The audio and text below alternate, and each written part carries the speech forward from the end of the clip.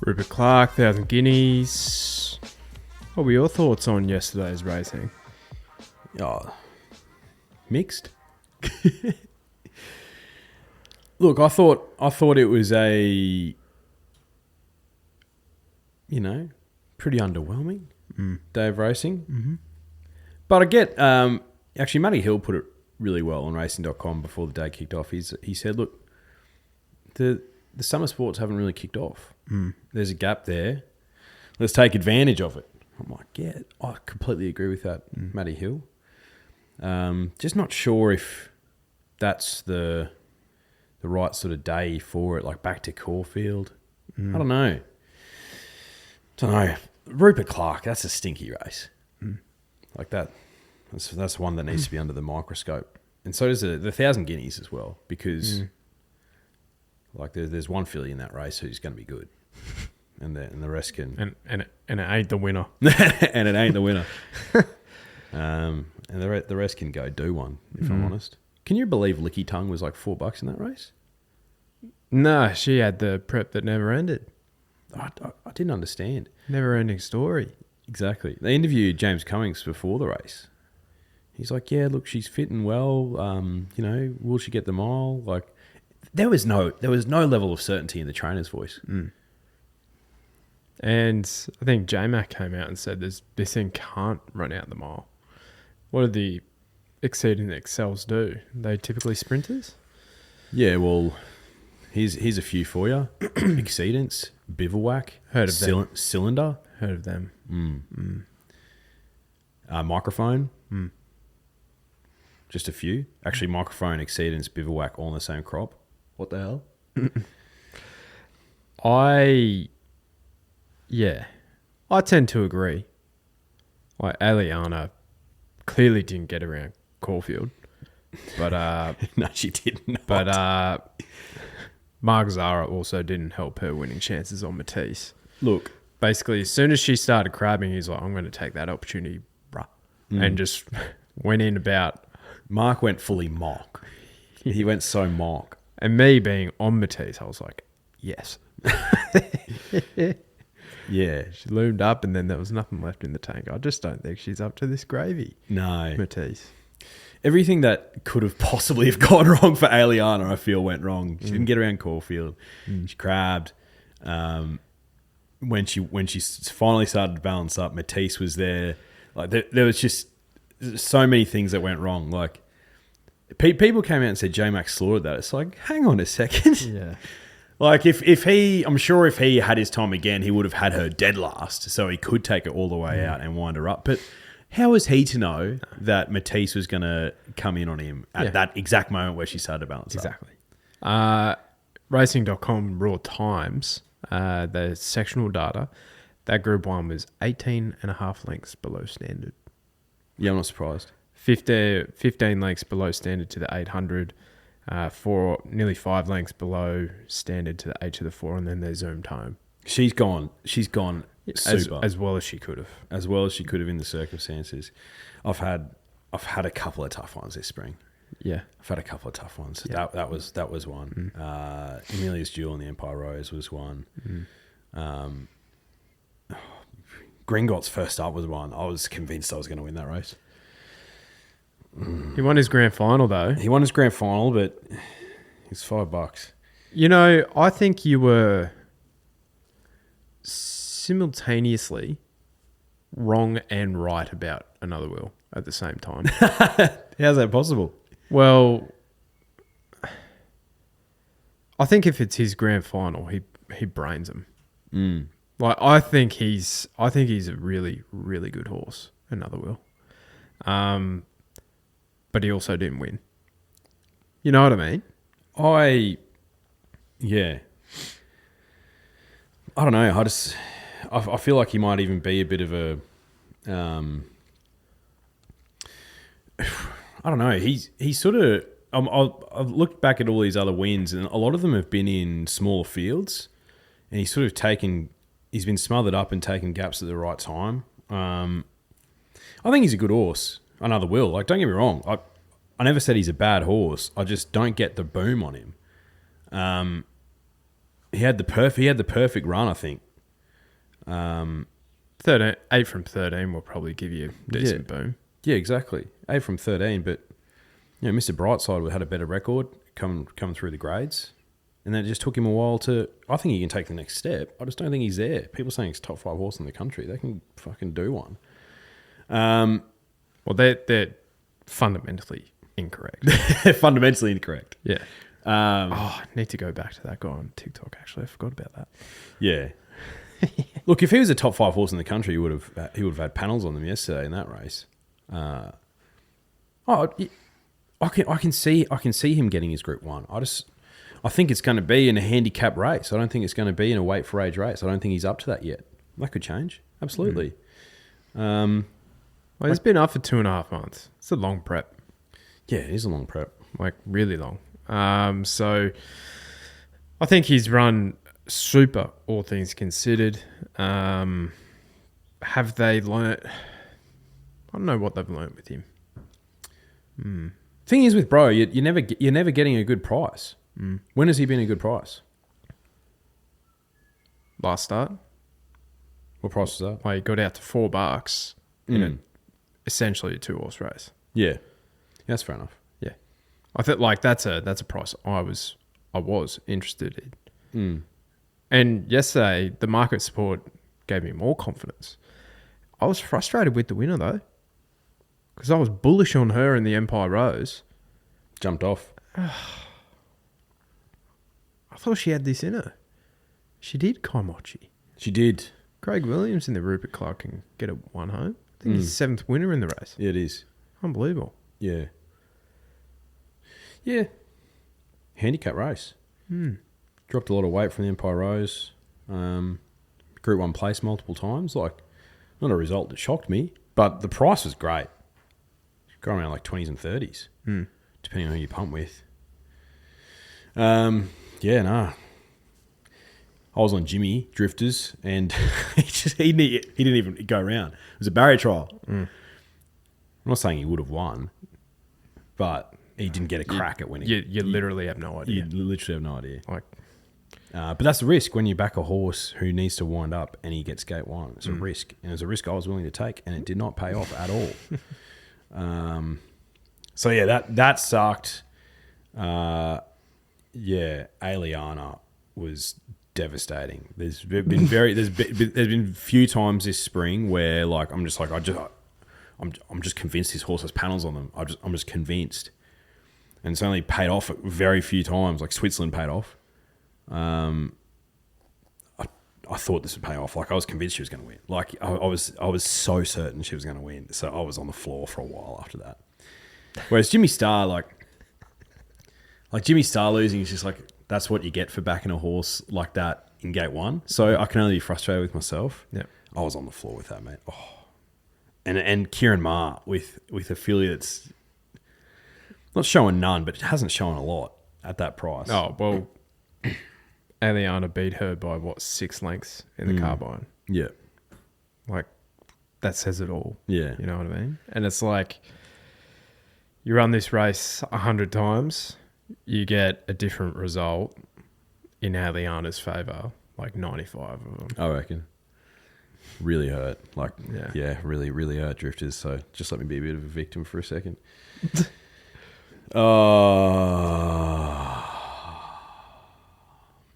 But this is what you get as well. Like she absolutely zoomed home. But I think unless she changes as she gets a bit older, she's gonna be like Fangirl based on her track, based on her racing pattern. You know where she's gonna be. You can get away with it in the 3-year-old season because against her own sex more often than not, against the 3-year-olds, her brilliance can get her out of trouble, and that's why these horses have such good records. Then when they go up against open age company, they have to be top of the tree like Fangirl isn't anymore. No, they get found out. Yeah, they do. And that's why Mr. Brightside's so good.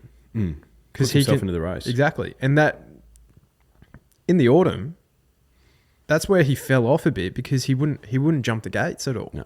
He doesn't. He's not going to have an electrifying turn of foot from the back of the field. He's a sprint home from the last couple of furlongs type operator. which is perfect the way that our races are typically run. Absolutely perfect. He's been the benefactor of a lot of that. So nothing against the horse. It's just he's what it is. He's taking advantage of it. Mm. But I'm looking forward to the clashes between Aliana, Lady Shenandoah, and Autumn Glow in the autumn. Hello. That'll be fantastic. Mm. So we know that the middle distance ranks for the 3-year-old fillies are good. I think the boys are in trouble as it stands right now. Yeah. Lots of trouble. There was... We're only going to have Switzerland for another 6 months. True. I think there was a really smart winner at Newcastle, though, who I'm bullish about. Schnitznova in the spring champion. Schnitznova filly as well. Is it? Mm. My apologies. Well, she can put her hand up as well. That's another one. Another good I filly. automatically, just being what I thought a son of Schnitzel, I thought how many geldings are going around for Schnitzel, but yeah, she was very impressive. I think that was only her third career start. Absolutely tore them down, and I think a big track like Newcastle really suited her. So if she gets to Randwick, I think she will just absolutely eat that up. Yum yum. So looking forward to when the autumn features come out. Might be playing around her. Yeah, no, she was a very smart winner.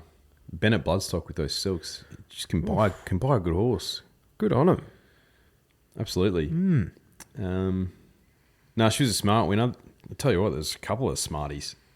Newcastle, lucky the victim decided to punt in Newcastle a bit because had a fucking fill up. Because Caulfield wasn't kind to him. Or her, we don't know. Them. Oh, I'll tell you a story after this. Sorry, can I indulge? Yeah, of course. You tell me if this is reasonable for futures markets, right? So the Max Lees Classic, race 1 at Newcastle, 900 metre, 2-year-old set weights and penalties contest. Mate, I just saw the Eurong silks and I was like, I'll have a small bet of that. Yeah.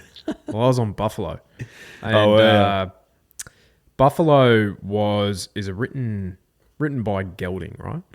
So you never really see geldings feature in like the Golden Slipper. But I was like, won its trial by 4.5 lengths, had 0 luck, and had to clip off heels. When it got in the clear, zoomed home for third. I was like, all right, let me have a look, see what this thing's paying in Golden Slipper market with the good people at Ned's. It's a bit of a drive-by. 200 to 1, I'm like, getting on that. As I go to hit confirm, it halves to 100 to 1. I'm like, off that, in a 900 metre, what is this? A 2-year-old open set weights penalties race at Newcastle. Go. 100 to 1. Golden Slipper markets. Do you know why that's not fair? It's because there probably will be a horse who ends up in that field eventually. That probably is going to be 100 to 1. And that's actually confirmed in the field. We're so far away from that right now. It's not fair. Yeah. I'm not happy with that. And let me say this is like, it will likely be half the price that it is with Ned's at other bookmakers. Yes. So I'm on 100 to 1. So it's like, this horse, I feel potentially, they freshen it up and go towards a Magic Millions or something. Maybe. You never know. I think there's, tinfoil hat time, drifters. I think there's a bit of what's the word that I'm looking for? It's like an unwritten rule and like not a gentleman's agreement, but a gentleman's agreement that all the trainers have with each other, all the connections when it comes to the slipper. It's just like, no geldings are in this field. Like, you know what I mean? Like there's when a filly wins the slipper, you can probably hear a collective sigh from the entire connection cohort. Mate, this year with Lady of Camelot versus Stormboy, yeah. And Gay Waterhouse, go Stormboy, go the filly. Yeah. It's like, it's just like... So if that's the case with a filly who still has breeding prospects post a slipper win. Yeah. Imagine when a gelding wins. It hasn't happened for a while, I don't think. I'm just looking through now. The last gelding to win was in 2009. Feeling ready. There you go. Nash's hot brother Brad in the saddle. Brad Warilla. Yeah. Wowee. I thought Gobi Desert was tough. Leading. Didn't get run down. Little filly by Too Darn Hot out of a Hellet's hot mare. Pretty cool. Mm-hmm. I literally switched it on. I saw the U-wrong thing in the mounting yard or behind the barriers, sorry. And I was like, 10-1. It's Chris Lees in the Max Lees Classic, like his dad. And I was like, yeah, I'll have a tenner on that. Yeah, that's how you get off to a good start. Then Harlow missed. Yeah, that was an easy win by her in the next. Had to win that. Yeah, we're not going to go through every single race here. But there was a bit... Tell you what, good training performance by Waterhouse Spot with Townsend. That horse, 12 months off, was decent first up. And then Rachel King, brilliant front-running ride. And absolutely brained her by 3.5 lengths over 1,800 metres. So, yeah, put him to the sword. Yeah, could be like a Group 3, Group 2 style, like middle distance horse in our ranks for the next season. But yeah, Schnitzer Nova. She was one of the highlights for me of the program there at Newcastle. You sent a cheeky little text to me that just going to back Briasa here, to be honest. Yeah, well, what was she during the week? Like during the week, like 260 or something like that? Yeah. I think when we were doing the preview, I was like, oof, that's short. And I looked at the race, and he got out to about $3, and I was like, okay, who am I scared of here? I'm scared of Far Too Easy. Mm-hmm. And I'm like, Grand final's already come and gone. This horse has had a host of issues that you mentioned. And I was like, am I going to back Cold Crusher? No. And I was like, well, Brias is the one that a little bit untapped. What about Private Eye, though? Sorry, mate. Let me tee this up for you. I love punters. I love punters way more than I love bookies, except for the good people at Neds. But sometimes, and I fall victim to it. Like, I'm not better than anyone else when it comes to the punt. You know, despite the fact that I've been tagged a 4-man on this recently, I'm actually just a regular punter. But we fall victim to it sometimes. People just get caught up with, and it happened twice yesterday, caught up with racing against better grade, racing against better grade, racing against better grade. It's better than these. It's like, well, no, not necessarily. Or because something's been running in better grade and might be for a long time, for multiple seasons, doesn't necessarily mean that it's just going to step back in grade slightly and put them to the sword. Like, what have you seen from this prep that would suggest that it's going to win this race at a price which isn't even, I don't think, that great? And I'm talking about Private Eye, obviously, here. Like, he started at $6.50. He has shown absolutely nothing this prep, in my opinion. Absolutely nothing. Before he got locked into the Everest, I said to you, I would have been shocked if he got picked up for the Everest. Yep.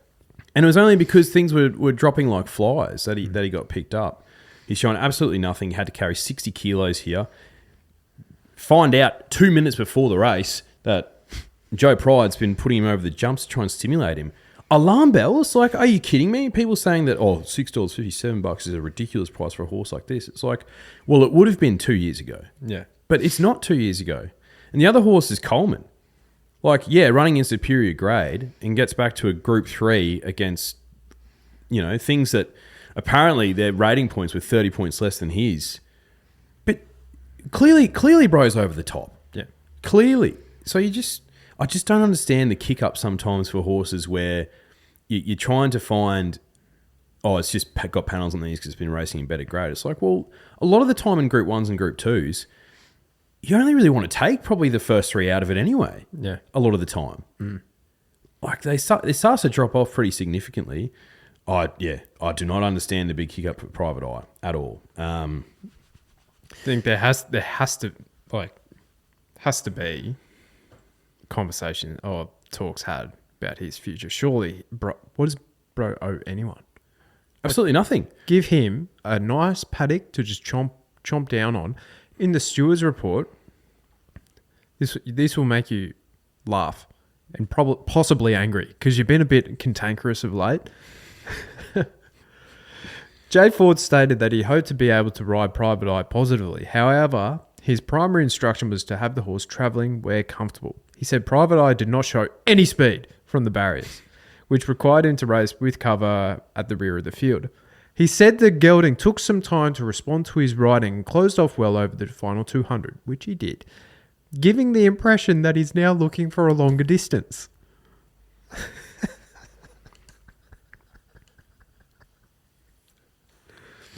Like, Chris Waller is the worst offender of this, in my opinion, is because he has too many horses, right? I'm thinking of your Kovalikas, your Egg Tarts, of Shared Ambition. He tries to turn these stayers into a middle distance horse where it's like targeted at these mile races.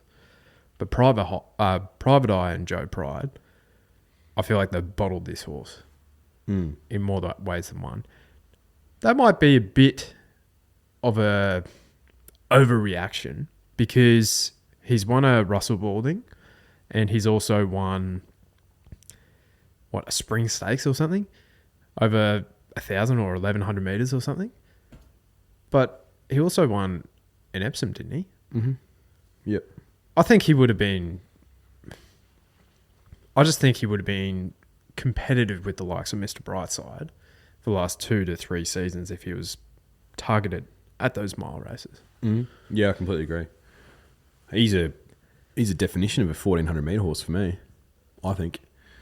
I was actually thinking about this yesterday and question without notice. Like, what's your least favourite distance to punt on? 955s at the Valley? I don't know. I feel like I get more confidence in like the staying contest, I feel, because there is just so much dross in there. I can put a line through 3/4 of the field. Yeah. Yeah, they're probably my favourite. And then I find if I was to have a look at my tracking thing, I feel like the sprints might be a bit more difficult for me. Yeah. I can't stand 1,400 metre races. And I don't, and the only one, and that's probably for a number of reasons, but the only one that I can actually get around and look forward to is probably Stradbroke Handicap. And you're self-proclaimed. You have a dog shit record in the race. But I love the race. Absolutely. Can't find a winner in it. But I think because there's so many Group 1s that I don't think should be Group 1s that are over 1,400 metres. Yep. And I also think they're hard to map for me because, like Caulfield, you've got the chute. Flemington, I feel like 1,400 metre races at Flemington, it's like if you can't land in the first third, you're gone. And the barrier draw there is so important. So important. And then Rose Hill and Randwick, like to a lesser degree, but probably because they're not front of mind at the moment because I'm not in the autumn. But yeah, I find them just a bit gross. And also to add to the complexity, I think there's horses that are really good 1,400 metre horses who aren't quite sprinters, who aren't quite milers, like a Tofane or a Zugotcha or something like that. I think Private Eye is one of them, and it frustrates me even more though because if he was targeted at them specifically, he'd have more. He's only won one Group 1, and you're like, really? What? He's a better horse than that. It's like, well, is he? If he was aimed at those sort of type of races, probably would be. Like, yeah. Anyway, don't get me started. I just think it really grinds my gears when people are like shocked that a horse fails, and it's like, well, there's been absolutely nothing this prep that suggests that it should have gone better. His best run in the prep was the Everest. Yeah, but it was a bunch finish. He was beaten into 6th. Yeah, by 1.5 lengths in the worst rating Everest of all time. And what I said to you, he can get away with a run like that, and it might be like a Fugazi type of effect where you're kind of tricked by what you see, but it's also the worst bunch of sprinters that we've had in the post-Black Caviar era. Absolutely. And Bellini Patina won that race 3 wide, no cover. Exactly. In a sprint worth that money, that shouldn't be the case. No, it shouldn't be. And the form out of it is quite frankly like dubious. Because Yeah. Giga Kick failed. Sunshine in Paris, sure, back on a dry track, but it was more J-Max performance than her performance. Growing Empire and Lady of Camelot, who ran 3-4, couldn't even win a Coolmore against their own sex. They got beaten by Bellatrix Star. Yeah. What price would she have been in an Everest? Yeah. But Briasa, I thought that was a good win. It was a great win. People get carried away though. He. Sorry, I'm going to keep doing that with this horse. Don't know why. It's just one of those horses. Yeah. Only had 53 kilos. A lot of these on the other side of their prep. Even though I backed it, I think, definitely deserves to be, aiming for the big boy races in the autumn. Straight break. I think it could be a horse like that. But 4-year-old gelding still got plenty of development to come. So, yeah, pretty exciting. Yeah. But don't get too carried away. I think what improved the performance, I think, was, quite frankly, the dubious ride, where it was 3 wide, no cover. And I think Richo said in the post-race, going I think Tyler Schiller's got away with one there. That was, quite frankly, a disgusting ride.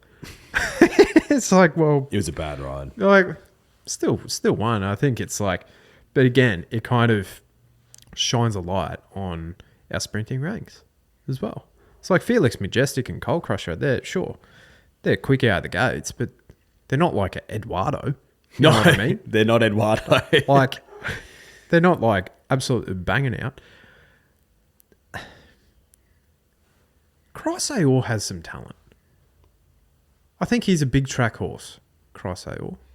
And with the amount of pop-up races, he'll find another race, I think. Yeah, I think so. Yeah, he ran on well. But yeah, and hindsight's 2020, right? Royal Merchant, my on top selection, ran absolutely dog shit. So, I thought she showed something, but tell you what, I was looking at the Beaufort, the 2300 meter contest, right? We said Herman's name on the podcast. Yes, I had a bet on Herman. I had a bet on Naval College, and he should have won by 2 lengths. That was disgusting stuff. Oh, that was a hard watch. Yeah. That sucked.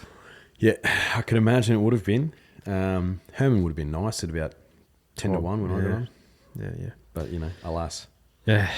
Tell you what, inhibitions in the last was the difference between like a mediocre day or a fine day and a great day for yours truly.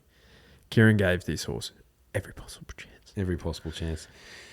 I was on the winner, but I didn't get on at $2.60. I got on at $3.50 early on in the day. Bang! Got absolutely jammed in. Congratulations, mate. Oh, but it was the plunge. It was without scratchings, and it was first emergency. It was $11 when markets opened. So I didn't get a good price. A lot of other people did. But yeah, I thought Inhibitions was going to win the race for sure. Loomed up. Godolphin's due for a big winner, aren't they? I'm not saying that Inhibitions would have been a big winner. 5 diamonds, mate. Pericles, true. You know what I mean, though? They're due for a good horse. Yeah, they are. They're typically around the mark with 2-year-olds, though. Oh, yeah, absolutely. By this time next year, we could be talking about... they've got broadsiding, so, and I think he's a very good horse. But the shine's come off him, though. A little bit, yeah. A little bit. Let me actually get up their stable, right? Racing Australia, Godolphin. We're not going to go through every single runner. But, all right. Talk amongst yourselves here for a sec. I'm just going back to Caulfield and just going through it. There were some results, wasn't there? Gee whiz. Yeah, well, if we look at the actual sectional data from the Group 1, right? Sorry, this podcast is all over the shop, but the Rupert Clark, I think it will rate okay. I think the wind obviously played around with the times absolutely. a bit. So on raw times, Komochi would have beaten the Pisces field, the Coleman field, by 11 and a bit lengths, and they would have beaten the Regal Vow benchmark 84 field by a tick over 14 lengths. Right, okay. So it's like, I think they've run decent time. So going back to the Rupert Clark then, okay. So out of this race though, like what are we trying to find out of this race that we'll do something after this. Like Komochi, we know where she's at. Like she had the ability to jag a race like this. You said that. She's only got 52.5 kilos. Like I think another will, absolutely. I think he can improve, and I think he can get to that weight for age, but I haven't seen that yet from him. Jimmy had no chance. So Jimmy and a Memsey or the All. Yeah, something like that. And he'll kick off a bit earlier. I think he should be. I think they should save him and aim him towards a Stradbroke. Yeah, that's what I think they should do with Jimmy. Yeah. Because I think he's a handicap 1400 metre horse at this stage. Mm-hmm. I thought Sapati was great. Only had 52 kilos though. The horse I want to take out of it heading towards WA Carnival is the old boy, number 3, Tuvalu. He was good. I thought he'd run well. Lugging 57 kilos from gate 14. I thought he ran super. Heading over to WA, I'm not saying that he's a Group 1 stalwart, but he's got a bit of quality about him. But aside from that, there's probably not much else out of the race that really interests me. You know what I mean? I think it's a fair assessment. Tell you what, talking about WA. Now, it was only a benchmark 66. But this Joker's grin. That was some win, wasn't it? Holy shit. This thing, I don't know what it is about Ascot, but I feel like they run the quickest last 100 metres in Australia. They absolutely zoom to the post every single time. Yeah, they do. Like I don't know what it is over there. Maybe it's just, I don't know. But yeah, this thing, holy smokes. Like, I could see this horse coming over to Moonee Valley for like a Moya Stakes or something.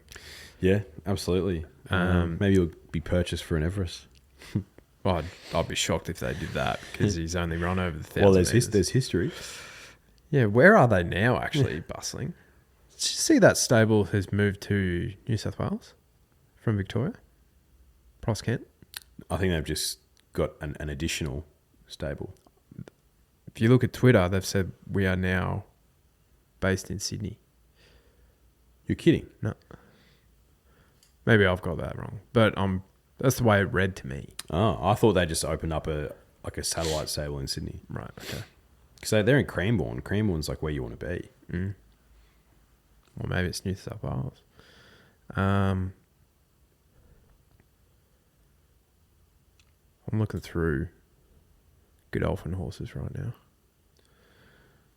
Nothing really standing out. No, nothing. There's a horse here by the name of Crocodile, which I'm interested in. I'm assuming it's a 2-year-old. 2-year-old colt by Gayarth and Monogram. Crocodile. I like that. Let's keep an eye out for him. Yeah, well, okay. So we've got the Group 1s next week in Ascot, don't we? Railway Stakes next week. So you have a $5 favourite with futures markets with Neds. Oh, my God. Light Infantry Man. And then we go down. We've got Belclair at 7s. Zip Away at 7s. Democracy Manifest at 8s. Super Smink at 8s. Sox Nation 10s. Bustler, last year's winner, at 15s.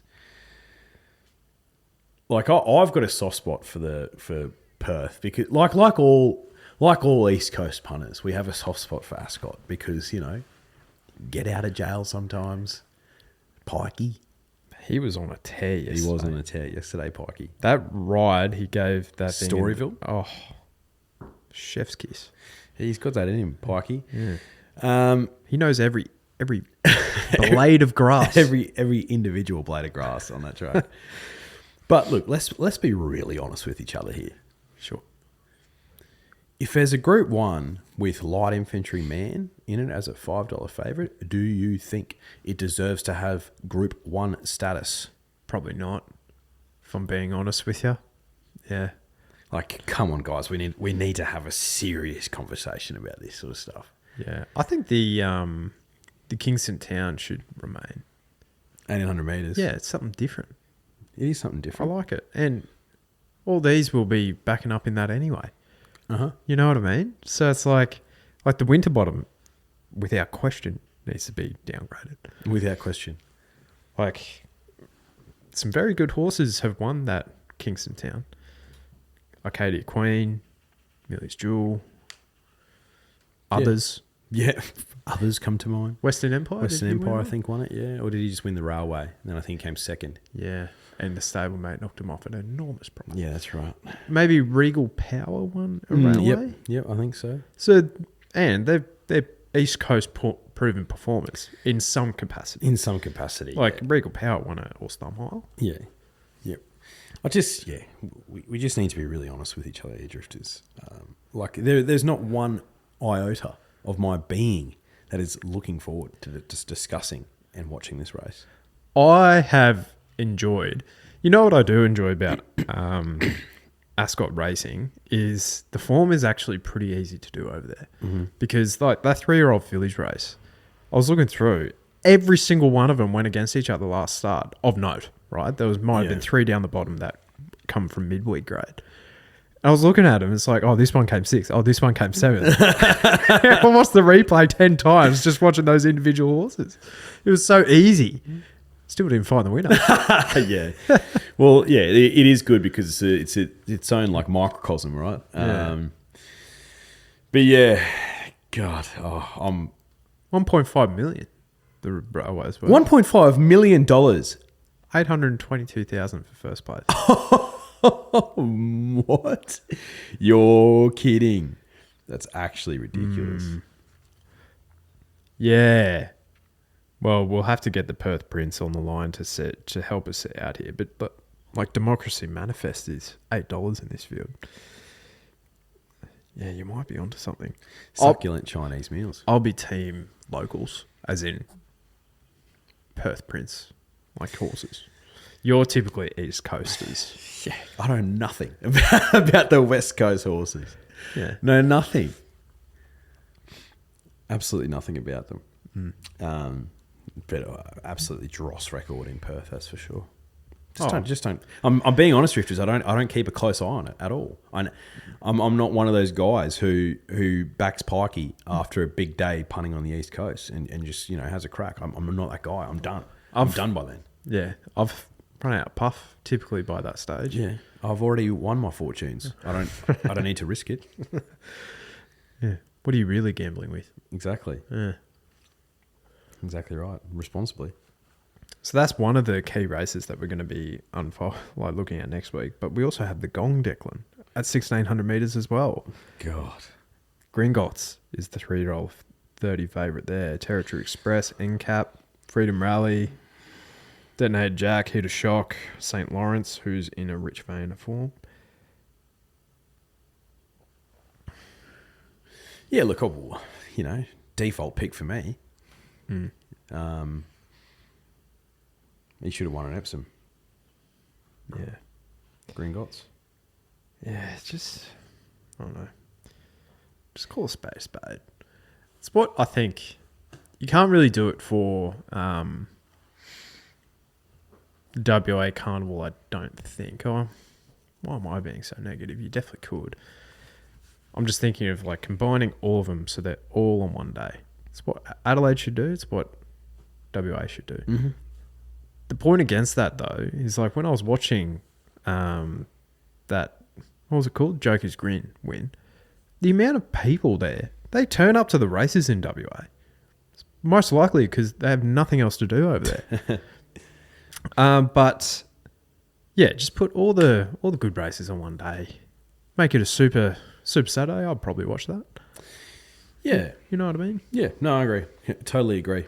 Because there was one good day of the Adelaide Carnival, and then it just dragged on for too many bloody weeks. It did. So it's like, I would just rather them combine the Railway and the Kingston Town into one Group 1. You get a better field off the back of it. You probably have some more East Coast horses come over for it.